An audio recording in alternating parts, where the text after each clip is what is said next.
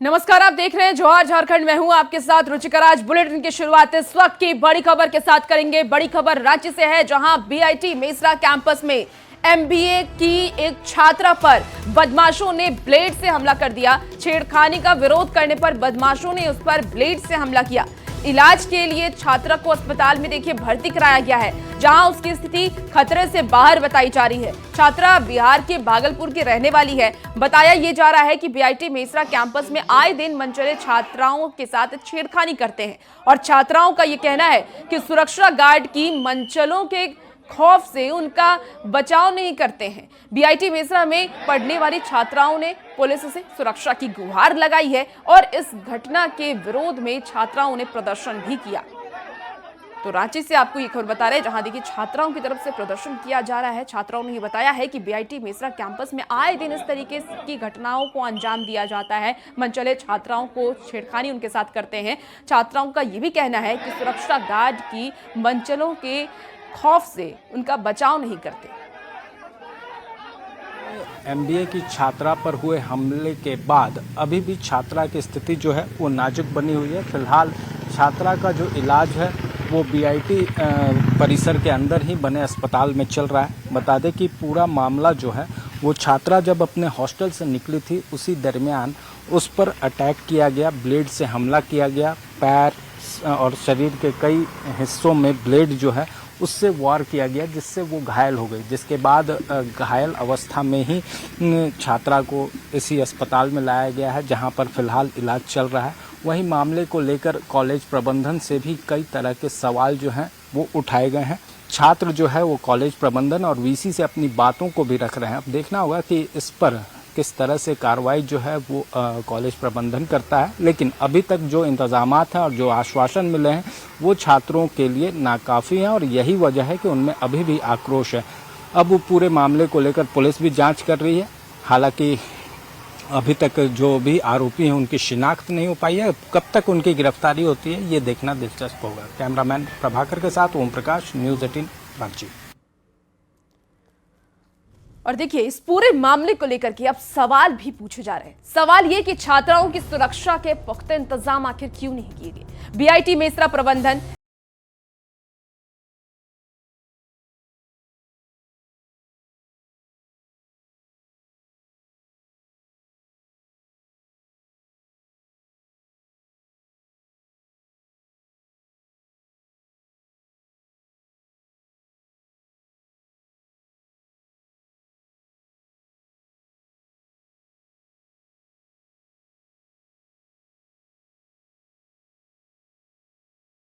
BIT Mesra में हुई इस वारदात के बाद अब सियासी घमासान भी इस पर मच गया है। बीजेपी ने छात्राओं की सुरक्षा पर सवाल उठाए हैं, तो वहीं जेएमएम का यह कहना है कि दोषी पर सख्त से सख्त कार्रवाई की जाएगी। यह शर्मसार करने वाला वाकया है। बीआईटी मेसरा एक बहुत प्रतिष्ठित संस्थान है। उस संस्थान में अगर सुरक्षा के साथ ऐसा खिलवाड़ हो रहा है और जिस तरीके से बच्चियों के साथ छेड़खानी की गई, उन पर ब्लेड से हमला किया गया, आप सोच सकते हैं कि बाहर से जो छात्र पढ़ने आते हैं वो कितने अपने आप को असुरक्षित महसूस करते होंगे। तो पूरा सुरक्षा व्यवस्था और जो पूरे प्रदेश और राजधानी की स्थिति है, कहीं ना कहीं उसका दर्पण दिखाता है। हम मांग करते हैं तुरंत उस लड़की की काउंसलिंग की जाए साहब। परंतु ये मामला बीआईटी कैंपस के अंदर का है। कैंपस के अंदर सुरक्षा सुनिश्चित करने का काम बीआईटी प्रबंधन का होता है। निजी सुरक्षा कर्मी उनके क्या कुछ कर रहे थे, क्या व्यवस्था उन्होंने बना रखी है कि ऐसी घटना हो गई। लेकिन अब पानी सर से ऊपर जाएगा तो पुलिस प्रशासन शांत चुप नहीं बैठेगी। कार्रवाई होगी, जो भी लोग होंगे गिरफ्तारियां होंगी और कड़ी कार्रवाई होगी। और देखिए ज्यादा जानकारी के साथ न्यूज़ 18 संवाददाता ओम प्रकाश हमारे साथ सीधे इस वक्त लाइव जुड़ गए हैं, उनके पास चलेंगे। ओम प्रकाश, बीआईटी मेसरा को प्रतिष्ठित संस्थान कहा जाता है। दूर दूर से जो छात्राएं हैं वहां पढ़ने के लिए आती हैं, उनके सुरक्षा की क्या व्यवस्था है? किसकी ये लापरवाही है? क्योंकि छात्राओं ने आरोप भी लगाया है कि गार्ड डर के मारे मनचलों को रोकते नहीं है, बल्कि वो खुद साइड हो जाते हैं। बात की जाए तो बीआईटी मिश्रा की जो परिसर की सुरक्षा की बात की जाए तो सबसे महत्वपूर्ण चीज होता है किसी भी परिसर की सुरक्षा के लिए बाउंड्री वॉल होना, यानी कि बाहरी लोगों का आना जाना कम से कम हो। लेकिन यहाँ पर अगर बात की जाए तो बाउंड्री वॉल है ही नहीं। पीछे साइड का एक इलाका भी हम बताने की कोशिश करेंगे कि वहाँ पर बाउंड्री वॉल नहीं है, जिस वजह से यहाँ पर जो बाहरी तत्वों का जमावड़ा है वो देखने को मिलता है। खासतौर से देख सकते हैं हमारे पीछे भी ये पूरा खुला एरिया है और इस खुले एरिया से लोग आवाजाही भी करते हैं और कहीं ना कहीं ये परेशानी का सबब होता है।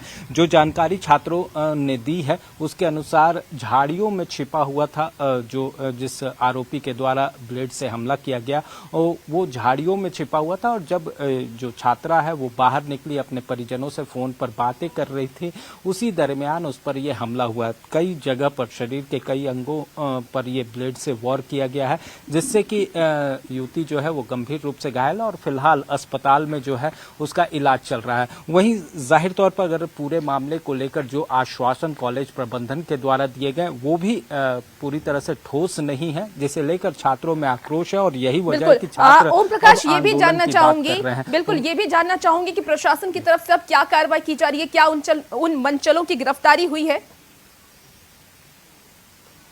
जी, अभी तक जो शिनाख्त है वो नहीं हो पाई है और गिरफ्तारी की बात अभी भी दूर है, लेकिन पुलिस का कहना है कि इस मामले में जल्द ही गिरफ्तारी होगी। बता दें कि 2 दिनों पहले भी कुछ युवतियों के साथ छेड़छाड़ हुई थी, कॉलेज प्रबंधन को भी उसकी जानकारी दी गई थी, लेकिन उस मामले देखना होगा। बिल्कुल ओम प्रकाश, आप नजर बना के रखिए और अपडेट आपसे लेंगे और देखना होगा कि कब तक उन मंचलों की गिरफ्तारी की जाती है। बहुत शुक्रिया ओम प्रकाश तमाम जानकारी के लिए। देखिए खबर में आगे बढ़ेंगे। हजारीबाग से इस वक्त की बड़ी खबर आ रही है, जहां सेक्स रैकेट चलाने के आरोप में पुलिस ने NH 33 किनारे चल रहे 6 होटल को सील कर दिया है। Restaurant 7 days, hotel Rukmani, hotel 2 eat और होटल स्पाइसी, होटल सिद्धिविनायक और होटल रेस्टोरेंट वाणिका को भी सील कर दिया गया है। पुलिस को सूचना ये मिली थी कि इन होटल में देह व्यापार का धंधा चल रहा है। सूचना के बाद पुलिस ने छापेमारी की, जहां से 40 जोड़ों को गिरफ्तार किया गया। जांच में यह भी बात सामने आई है कि होटल संचालक 2-2 घंटे के लिए होटल बुक कर देह व्यापार को बढ़ावा दे रहे थे और पुलिस ने 17 होटल संचालक, मैनेजर और स्टाफ को भी गिरफ्तार किया है। गिरफ्तार लोगों ने अजय कुमार, विशाल कुमार और रजत कुमार मेहता जैसे नाम शामिल हैं। सभी के खिलाफ अनैतिक व्यापार निवारण अधिनियम 1956 सहित कई गंभीर धाराओं में मामला दर्ज किया गया है। सभी होटलों से कई ऐसे संदिग्ध हमें युवक और युवतियां मिली और जब हम लोगों ने होटल के रजिस्टर की जांच की, होटल के कमरों की जांच की, तो जो आप लोगों ने देखा एविडेंस के रूप में हमें कॉन्ट्रासेप्टिव्स कई तरह के मिले, यूज्ड अनयूज्ड हर तरह के। साथ ही जो उनके रजिस्टर थे उसको हम लोगों ने सीज़ किया है। वहाँ के CCTV कैमरों की भी हम लोगों ने पड़ताल की, उसका DVR को भी हम लोगों ने सभी होटल से सीज़ किया है और जो संचालक थे, जो मालिक थे, जिनके कहने पर और जिनके द्वारा पैसा लेकर के यह कार्रवाई की जा रही थी, उन लोगों की भी गिरफ्तारी हुई है। चलिए इसी बीच आपको बड़ी खबर बताएं। बड़ी खबर गिरिडीह से आ रही है, जहां नक्सलियों के खिलाफ अभियान में पुलिस को एक बड़ी सफलता हाथ लगी है। पारसनाथ पहाड़ी के जोकाई नाला और चतरो कानाडी नदी के पास से विस्फोटक बरामद किया गया है। पुलिस को यह सूचना मिली थी कि किसी बड़ी वारदात को अंजाम देने के लिए नक्सली विस्फोटक इकट्ठा कर रहे थे और उसके बाद सर्च ऑपरेशन भी चलाया गया। पुलिस ने 300 मीटर कोडेक्स वायर और 13 लीटर विस्फोटक लिक्विड केमिकल बरामद किया है और इस अभियान में जिला बल के साथ CRPF और डॉग स्क्वाड की टीम भी मौजूद थी। पुलिस विस्फोटक रखने वाले नक्सलियों की तलाश में सर्च ऑपरेशन चला रही है। पारसनाथ पहाड़ी के जोकाई नाला और जो चतरो कानाडी है, इसके एरिया में इनके द्वारा जो है वो सर्च किया गया, तो वहाँ गड्ढा से ये सारी चीज़ें मिली हैं, जिसमें करीब लगभग 300 मीटर कोडेक्स वायर और 13 लीटर जो विस्फोटक केमिकल है, एक्सप्लोसिव केमिकल लिक्विड, ये बरामद किया गया है और आगे भी हम लोगों का सर्च ऑपरेशन इसको लेके चल रहा है। और अगली खबर, बड़ी खबर दुमका से है, जहां मुफस्सिल इलाके के चोरकट्टा गांव में दिल दहला देने वाली वारदात सामने आई है। एक दंपत्ति की अपराधियों ने धारदार हथियार से काटकर हत्या कर दी। माथुर साहा की उम्र 62 साल है, जबकि उनकी पत्नी की उम्र की बात करें तो 56 साल की उनकी पत्नी थी। और वारदात के बाद हत्यारों ने माथुर साहा के शव को पलंग के नीचे रख करके चादर से ढक दिया था, जबकि उनकी पत्नी का शव दरवाजे के पास पड़ा था। हत्या के बारे में ये पता चला कि तब तक मृतक के बहू और बेटे 2 दिन बाद घर लौटे। आखिरी आपको बता दें कि बाद में पति पत्नी को मंगलवार को देखा गया था आखिरी बार, और पुलिस ने शव को कब्जे में ले लिया है और मामले की जांच जारी है। प्रिय था, हंसमुख व्यक्ति था, मिलनसार था। इसे कोई ऐसा तो जैसे लड़ाई झगड़ा करने वाला व्यक्ति नहीं था। जो भी है तो जांच का विषय है। खबर रांची से है, जहां श्राद्ध नंद सेवाश्रम स्कूल के शिक्षक पर छात्राओं ने उत्पीड़न और अश्लील व्यवहार करने का आरोप लगाया है। छात्राओं ने एक गुमनाम पत्र के माध्यम से राज्य के शिक्षा सचिव और अन्य अधिकारियों से शिकायत भी की है। आरोप यह है कि 15 से ज्यादा छात्राएं इस व्यवहार का शिकार हो चुकी हैं। मामला सामने आने के बाद रांची के उपायुक्त ने अधिकारियों को तुरंत मामले की जांच के साथ निर्देश भी दिए हैं और साथ ही जांच होने तक स्कूल के सभी शिक्षकों को अवकाश पर नहीं जाने का निर्देश दिया गया है। खुद मैं स्कूल को जाकर विजिट किया और उपायुक्त महोदय के आदेशानुसार त्वरित कार्रवाई करते हुए जांच दल का गठन कर दिया गया है। अगले 48 आवर्स में जांच रिपोर्ट हमारे सामने होगी, तब हम बेहतर तरीके से इस पर कार्रवाई कर सकते हैं। वो बहुत एक्टिव टीचर थे, हमारे स्कूल के हर प्रोग्राम में वो बहुत पार्टिसिपेट होते थे। और हम लोग को दुख हुआ कि हम लोग को मीडिया से मालूम चला। हमारे बच्चे आज तक कोई कंप्लेन नहीं किया। हमारे बच्चे को कंप्लेन करना था, अगर उनके पास कोई तरह की परेशानी हो रही है तो ना बच्चे से हमको कंप्लेन मिली है, ना अभिभावक से कंप्लेन मिली है। तो हम किसी के कैरेक्टर पे हम कैसे बोल सकते हैं। इसी बीच देखिए बड़ी खबर चाईबासा से भी है, जहां मानव तस्करों से बचाई गई है लड़कियां। 3 लड़कियों को आरपीएफ ने बचाया है। चक्रधरपुर रेलवे स्टेशन से उन्होंने मुक्त कराया है। तात नगर की रहने वाली थी ये सारी लड़कियां और काम दिलाने के बहाने ले जाया जा रहा था, तस्कर लेके जा रहा था लड़कियों को। तो बड़ी खबर आपको चाईबासा से इस वक्त आपको बता रहे हैं, जहां मानव तस्करों से बचाई गई है लड़कियां। 3 लड़कियों को आरपीएफ ने बचा लिया है।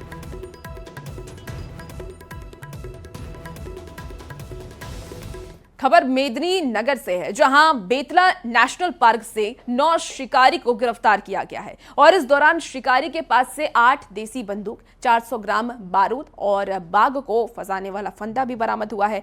आपको बता दें कि पीटीआर के डिप्टी डायरेक्टर ने यह जानकारी देते हुए बताया है कि 2 दिन पहले भी 4 शिकारी हथियार के साथ गिरफ्तार हुए थे।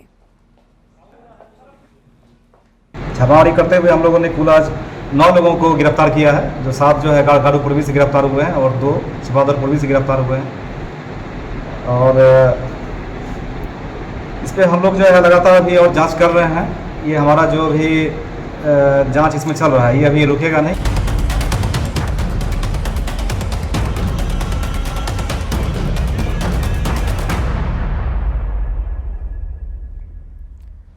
चलिए बात अब झारखंड के विधानसभा के सत्र की कर लेते हैं। तो कल से झारखंड विधानसभा का पूरक मॉनसून सत्र शुरू हो रहा है।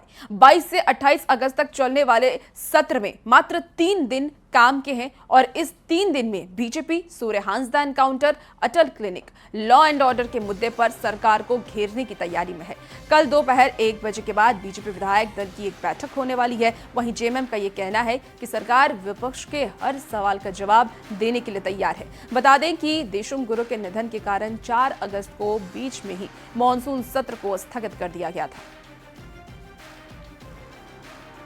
में जरूर कड़े प्रश्न पूछेंगे। सूर्य हांसदा का इनकाउंटर कि ये कोल्ड ब्लडेड मर्डर है, क्योंकि वो खनन माफिया के खिलाफ आवाज उठाते थे। और अटल बिहारी वाजपेयी जी के क्लिनिक का नाम बदलकर इन्होंने पूरे तरीके से मदर टेरेसा के नाम पर कर दिया। राज्य के निर्माता के साथ ऐसा खिलवाड़ कतई बर्दाश्त नहीं होगा और प्रदेश की विधि व्यवस्था की जो डगमगाती स्थिति है उस पर भी चर्चा होगी।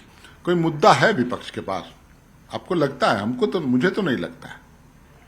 लेकिन विरोधी पार्टी हैं, विपक्ष हैं, तो कुछ न कुछ बातें उठाएंगे और जो भी बातें उठाएंगे उनका माकूल जवाब दिया जाएगा, उत्तर प्रत्युत्तर होंगे। लेकिन मैं अनुरोध करूंगा, आग्रह करूंगा, उम्मीद करूंगा विपक्ष से कि सार्थक बातें करें। चलिए, खबर अब धनबाद से है, जहां श्याम बाजार भुइया बस्ती में भू धसान के बाद लोगों की परेशानियां बढ़ गई हैं। लोग अपना सामान लेकर के खुले आसमान के नीचे बस गए हैं और उनके पास रहने के लिए छत तक नहीं है। छोटे छोटे बच्चे भी खुले आसमान के नीचे सोने को मजबूर हैं। संवाददाता संजय गुप्ता की एक खास रिपोर्ट देखिए। भूधसान और अग्नि प्रभावित क्षेत्रों में लगातार भूधसान, गोप और जमींदोज होने की घटनाएं हो रही हैं और जिससे उस क्षेत्र में रहने वाले लोग दहशत में जी रहे हैं। जोगता थाना अंतर्गत श्याम बाजार 7 नंबर में एक घर रविवार को जमींदोज हो गया था। भूधसान होने से इस क्षेत्र में रहने वाले सैकड़ों लोग अब डर के साए में हैं और यही कारण है कि लोग अपने अपने घरों के सामान जो है तो बाहर निकाल दिए हैं। रविवार को जब जमींदोज एक घर हुआ था उस समय कल्याणी देवी बाल बाल बच गई थी और उनके परिवार के सदस्य भी बाल बाल बचे थे, लेकिन उनके घर के खाने पीने के सामान सहित अन्य जो भी सामानें थे वह धरती में समा गई थी। बाहर भी सुता दिए हैं, जगह नहीं है, कहाँ सुताएंगे? घर है तो डर नहीं लगेगा तो ऐसे बाहर हम लोग है।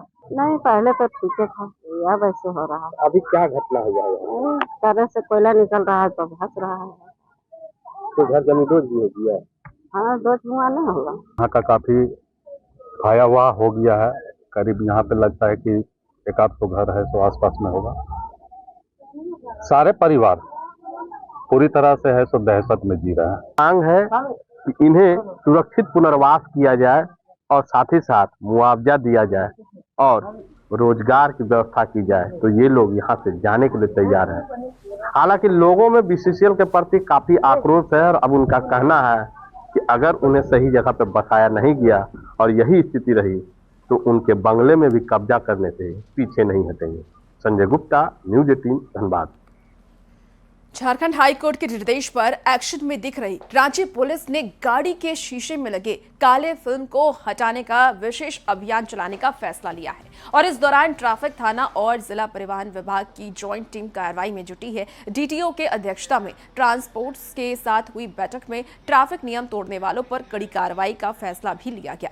विभाग की माने तो वाहनों में काला फिल्म, प्रेशर हॉर्न, साइलेंसर को मॉडिफाई कर आवाज निकलने के खिलाफ कार्रवाई की जा रही है और ऐसे में अगर राजधानी में अगर आपने ट्रैफिक नियम तोड़ा तो ये खासा आपको महंगा पड़ सकता है। सारे बस owners association, auto owners association, tour and travels वाले हैं, बस ओनर्स के, प्राइवेट बस ओनर्स इत्यादि सारे को बुलाया गया है और हम लोग आज के बैठक के माध्यम से ये अपील कर रहे हैं कि जो भी ये सुरक्षा मानक हैं और जो भी मोटर वाहन अधिनियम के अंतर्गत प्रावधान है उसका सुचारू रूप से पालन हो। जितने भी वाहन जो प्राइवेटली चल रही है यहाँ पे, उन सभी में जो प्रेशर हॉर्न होते हैं उनको आप हटाएं, गाड़ियों में ब्लैक फिल्म ना लगाएं, जो भी यातायात से संबंधित नियम है उनको पालन करें और सुगम यातायात में हम लोगों को सहयोग करें।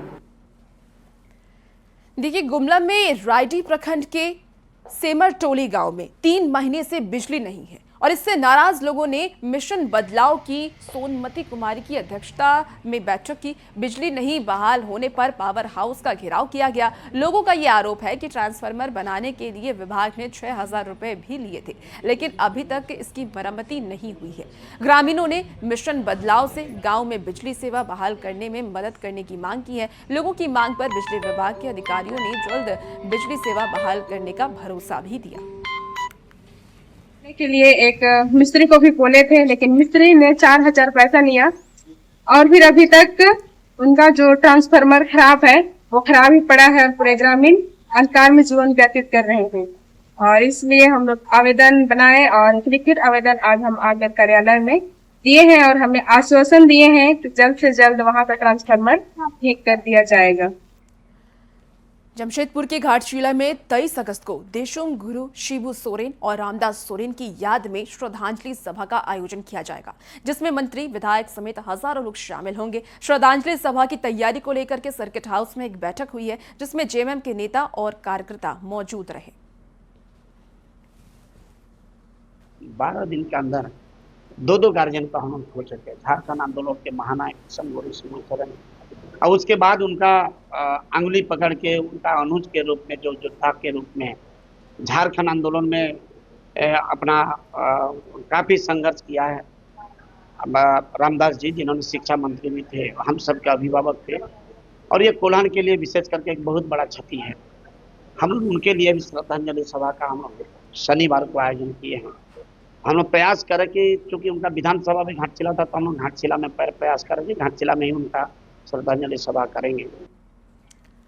चलिए बात अब मौसम की कर लेते हैं। तो आज मौसम विभाग ने 11 जिलों में बारिश और ठनका का येलो अलर्ट जारी किया है, और इन जिलों में हल्की से मध्यम बारिश दर्ज की संभावना भी मौसम विभाग की तरफ से जताई गई है। मौसम विभाग ने कहा है कि हल्के से मध्यम दर्ज की बारिश यहां पर हो सकती है, और इस साल औसत से 26% ज्यादा बारिश हुई है। संवाददाता ओम प्रकाश की यह रिपोर्ट देखिए।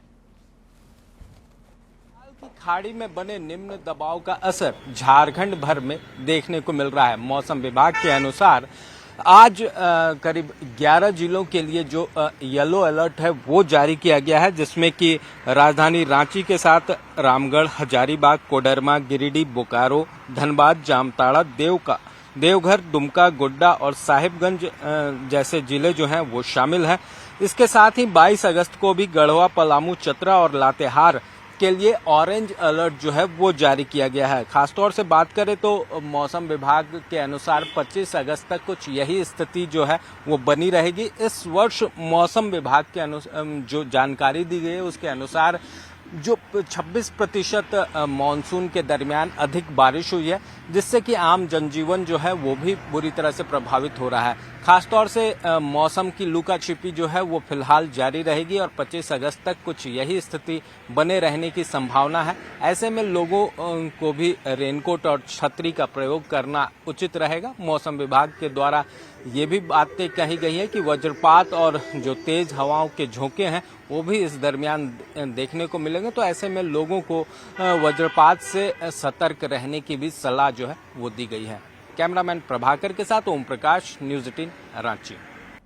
फिलहाल इस बुलेटिन में इतना ही। खबरों का सिलसिला न्यूज़ 18 बिहार झारखंड पर जारी है। बनी रहिए आप न्यूज़ 18 के साथ।